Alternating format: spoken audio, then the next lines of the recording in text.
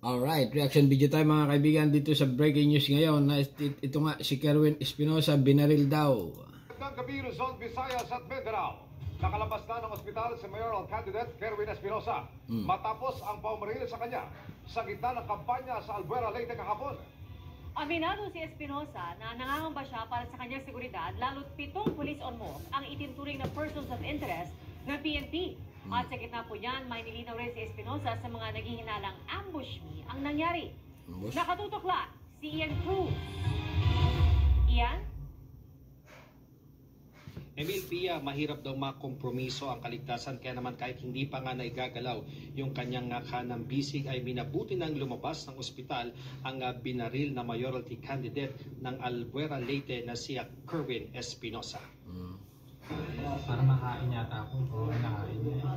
Sa kuha ng CCTV ng barangay Tinagaan sa Albuera, Leyte kahapon, kita nang biglang magkagulo sa gitna ng kampanya ng partido ni mayoralty candidate Kerwin Espinosa.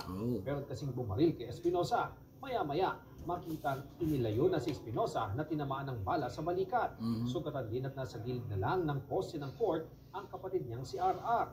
Mabilis silang dinala sa ospital sa Ormoc City. Pero wala pang 24 oras mula nang mabaril si Espinosa, naabutan naming lumabas ang ospital para umuwi sa kanyang bayan sa Albuera. Parang scripted lang binaril at nakalabas na. Binaril sa kampanya.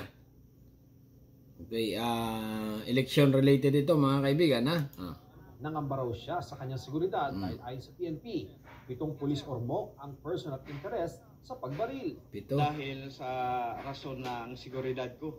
Kasi ang involved na mga person of interest, nawalan ako ng tiwala sa mga kapulisan sa Ormoc.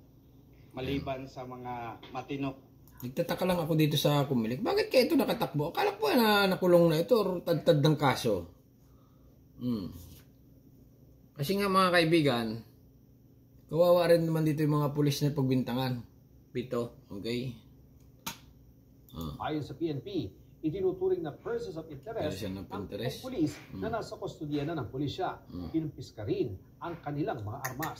Naka-assign po sila lahat sa Ormoc City Police Station po. So ang inimbestigahan po natin ngayon ay kung ano ang kinalaman po nila dito. Iniintay po yung result po ng ballistic examination kung meron po dito sa mga na-recover na barel na recently naiputok. Yung ating buong pwersa ng Leyte Police Provincial Office ay patuloy na nagkakandak ng in-depth investigation para mahuli na po ang gumawa nito.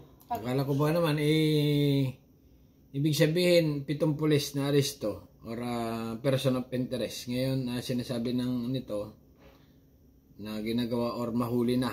Okay. Yung biktima po ay isang kandidato o supporter. It is classified as suspected election-related incident. Sa press conference ngayong hapon ay pinakita ni Espinosa ang tinamong tama sa dibdib. Papugi Ba sa balikat. Bukod kay Espinosa at kanyang kapatid, isang minor de edad din ang nasugatan sa pamamaril. Sabi ni Espinosa, sa isang bahay malapit sa covered court, pinaniniwala ang nagkubli ang sniper. Inalibutan daw ang lugar ng kanyang mga taga-suporta at natuntun doon ang ilang pulis Ormoc na walang jurisdiksyon sa bayan ng Albuera. Tanong niya, Sila ay naka-assign sa Ormoc City. Isang malaking tanghaga. Ibig sabihin nun, parang wala ka pa rin proof of evidence. Basta nangal-ngal ka lang na yung pulis na yon, mga 7, ang suspect. Okay? Na may taong nag-uutos sa kanila. Na mataas.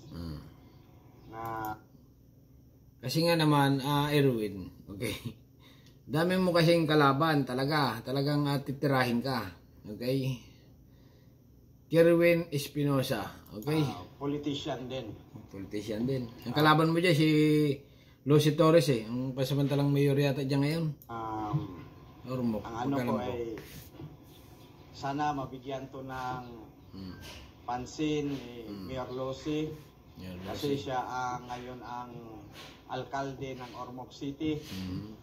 kung bakit napunta yung mga pulis mo sa aming lugar, sa Albuera. Ganun, magkaiba. Lalo ka na Congressman Richard Gomez. Nako. Pinaratangan na, no? Sana mabigyan mo to ng pansin na parang hindi tama.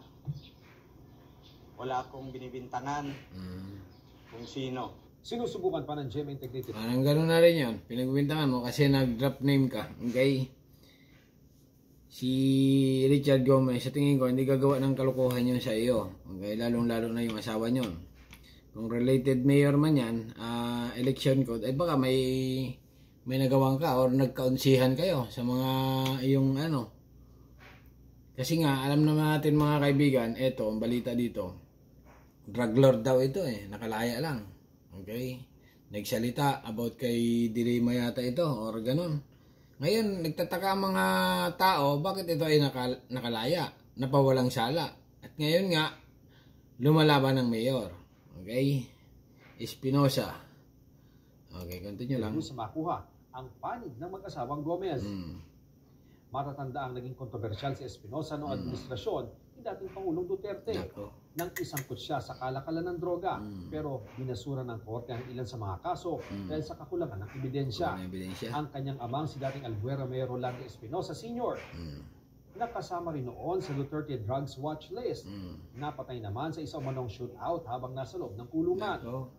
Sa kanyang press conference, sinagot ni Espinosa ang mga naghihinalang ambush me ang nangyari. Sino namang mag-script? Ambush me. Ay, nako, para lumakas.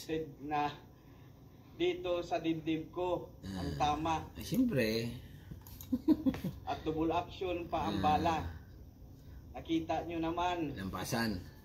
Na tagusan. Malaking butas ang aking braso. Ba't naman scripted? Yes, Pia, tinanong din si Espinosa kung handa ba siyang tumistigo sa International Criminal Court kaugnay nga sa kanyang mga nalalaman sa war on drugs na nagdaang administrasyon. Sabi niya, dahil nga sa nangyaring pamamaril sa kanya at naalala pa rin daw niya yung pagpaslang sa kanyang ama doon sa loob ng kulungan, ngayon daw ay mas handa na siyang tumistigo sa ICC. Naaawa naman daw siya sa pagkakaaresto sa dating Pangulong Duterte dahil nga daw sa edad nito, pero kinakailangan pa rin daw harapin ng dating Pangulo ang reklamo sa kanya. Yan muna ang latest mula rito sa Albuera, Leyte. Balik sa'yo, Pia. Dumali ito si Espinosa ito. Alright, yan mga kaibigan, pero maliwanag dito na eto na nga, binaril daw, okay? Possible sa tingin ko ay hindi yan scripted kasi nga tinamaan ka dito. Possible na kalaban mo yan sa iyong negosyo. Hindi naman niya magagawa ng mga mayor ng ano.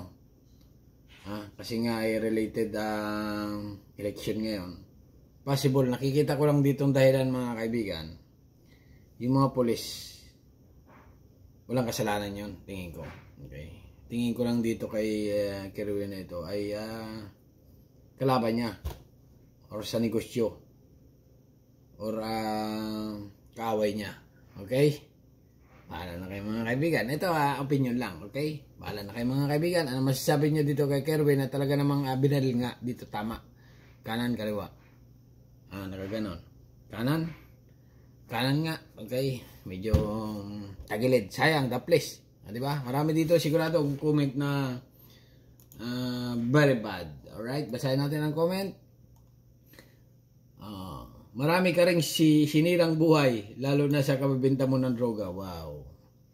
Imagine, high profile, nakatakbo ngayong for mayor. Wow.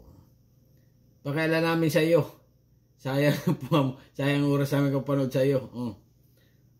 Pangalawang beses mo na yan, 50-50 na lagay mo. Okay. Sus, nagdrama ang drug lord. Nagdrama ang drug lord. Grabe talaga. Alright, hanggang dito na lang mga kaibigan. At subscribe my channel. Don't forget comment. Bye-bye. Thank you.